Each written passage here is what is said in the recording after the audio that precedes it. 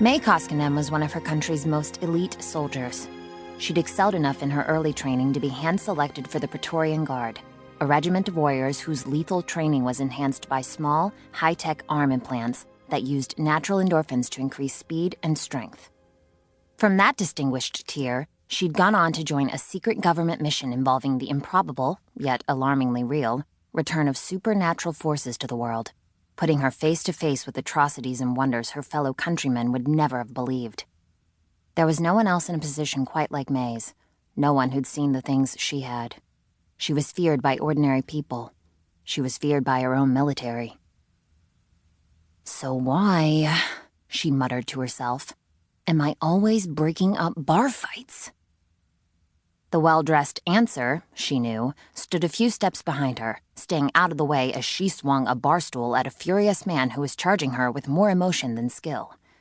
The stool broke into pieces as it made contact, knocking him backward to land on the dirt-packed floor with a thump. He lay there, momentarily dazed, and May used the opportunity to quickly scan the rest of the room. Thankfully, none of his cronies seemed too eager to join the fray in their fallen comrade's place. The implant had May churning with fight-or-flight chemicals, and as much as she might have actually enjoyed a further altercation, she knew the smart thing to do was to get out of there while they still could. Their mission parameters always advised discretion, and they'd kind of blown it this time. She tossed the splintered bar stool leg on the floor and turned to the man standing behind her. "Come on, let's go." Dr. Justin March, her partner and the cause of this fight, hesitated. After a moment of deliberation, he pulled some local currency out of his pocket and set it on a nearby table. "Sorry," he called to the bartender, who was watching them in a stunned state of disbelief. May grabbed Justin's arm and let him out, moving at a brisk pace, before someone thought to come after them. "Really?" she snapped once they were outside. "Is it possible for you to go one day without hitting on someone?" "That girl?" He sounded legitimately offended. "I wasn't hitting on her. I was just making conversation while I waited for my drink. How was I to know her boyfriend would flip out?" May said nothing as they hurried through the busy, dusty streets. Part of her was too angry to respond to his excuses. The rest of her was too focused on their surroundings, as she scouted around them for any signs of danger. No matter how many times she left her homeland in the Republic of United North America, she never quite got used to the shocking and often primitive differences found in the provinces. Nassau was no exception. It was like something out of a movie, with dirt-filled streets crowded with pedestrians, horses, and bicycle taxis. Street vendors hawked their wares, and many sets of eyes followed May and Justin. She knew they stood out, not just because of their lighter complexions, but also because of their clothing and general healthy appearance. The Bahamas had had a mostly African-descended population when religious extremists unleashed the Mephistopheles virus on the world a century ago. Countries with diverse genetic backgrounds had shown greater resistance to the virus, but being on an island had cut the Bahamians off from the chance of mixing with other gene pools. As a result, many had died from the virus, and those who'd survived had passed on Cain, Mephistopheles' hereditary parting gift, which marked its victims with hair and skin damage, infertility, and asthma. The region was poor, too, and Justin and May appeared wealthy to many of the locals. They'd already dodged 2 attempted robberies on this trip.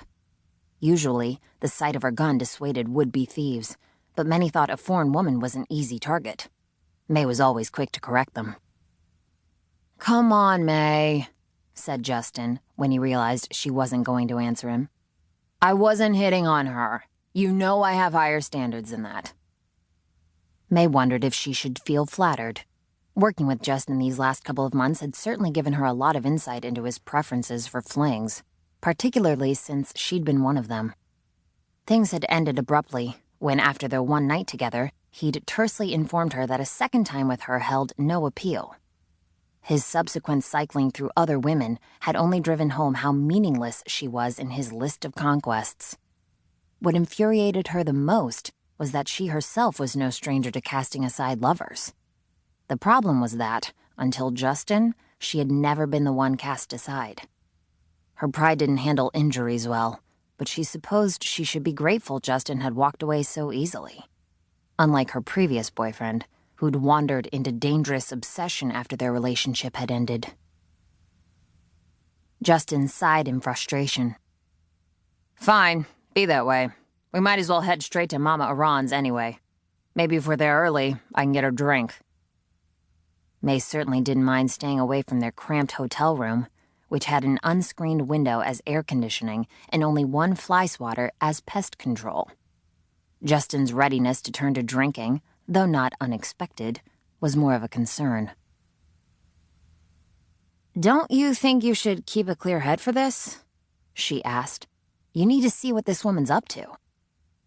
He seemed pleased to have drawn May out, and a little of his former professor mode took over. "I'd be very surprised if she turns out to be real. Fortune tellers have been around since the dawn of time. No supernatural powers needed.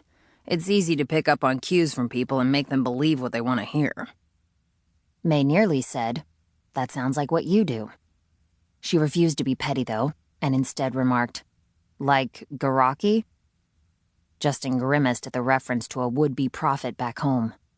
"Fortune-telling isn't the same as prophecy, and unfortunately for all of us, he's the real thing."